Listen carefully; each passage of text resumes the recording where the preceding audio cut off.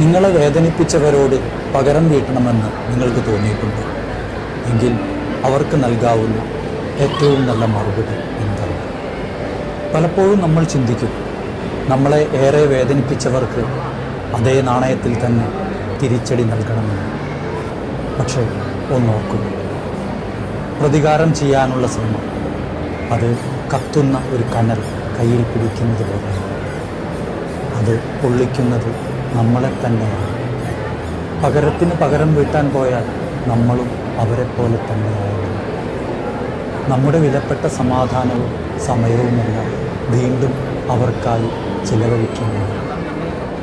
യഥാർത്ഥ മറുപടി എന്നത് തിരിച്ചടിക്കുന്നതല്ല, പകരം നമ്മുടെ ചിന്തകളിൽ നിന്ന് പോലും അവരെ പടിയിറക്കി വിടുക എന്നുള്ളതാണ്. അവരിൽ